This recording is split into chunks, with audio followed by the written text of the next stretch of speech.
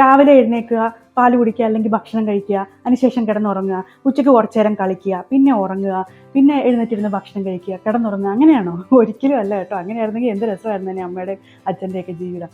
ഈ കുഞ്ഞുങ്ങൾ വന്നു കഴിയുമ്പോൾ, അതായത് 2 മണിക്കൂർ ഇടവിട്ട് ബ്രസ്റ്റ് മിൽക്ക് കൊടുക്കുന്ന മുതൽ തന്നെ ഈ ഒരു റുട്ടീൻ ചേഞ്ച് നമ്മുടെ ജീവിതത്തിൽ നമ്മൾ അനുഭവിക്കാൻ തുടങ്ങും.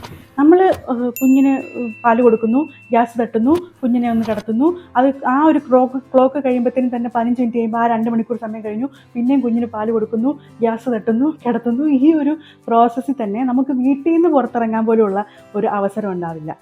വീട്ടിൽ നിന്ന് പുറത്തിറങ്ങണമെന്നുണ്ടെങ്കിൽ അതനുസരിച്ചുള്ളൊരു സപ്പോർട്ട് സിസ്റ്റം നമുക്കുണ്ടാവണം. നമുക്കൊരു ഭാര്യയും ഭർത്താവും ജോലി ചെയ്യുന്നവരാണെങ്കിലോ 6 മാസത്തെ മറ്റർണിറ്റി ലീവ് കഴിയുമ്പോൾ ഈ കുഞ്ഞിനെ വീട്ടിൽ വെട്ടിയിട്ട് നമ്മൾ ആരെങ്കിലും നോക്കാനുണ്ടാവണം, നമ്മുടെ വീട്ടിലാരെങ്കിലും ഉണ്ടാവണം, അല്ലെങ്കിൽ ഒരു കെയർ ഗിവറിനെ നമ്മൾ കണ്ടെത്തണം, അല്ലെങ്കിൽ നമ്മളൊരു കുഞ്ഞുങ്ങളെ നോക്കുന്ന ഒരു ഫെസിലിറ്റിയിൽ അവരെ കൊണ്ടാക്കേണ്ടി വരും. ഇത്തരം കാര്യങ്ങളെല്ലാം നമ്മൾ ചിന്തിക്കണം. ഒപ്പം വളരെ പ്രധാനപ്പെട്ടതാണ് ഫിനാൻഷ്യലി നമ്മൾ റെഡിയാണോ എന്നുള്ളത്.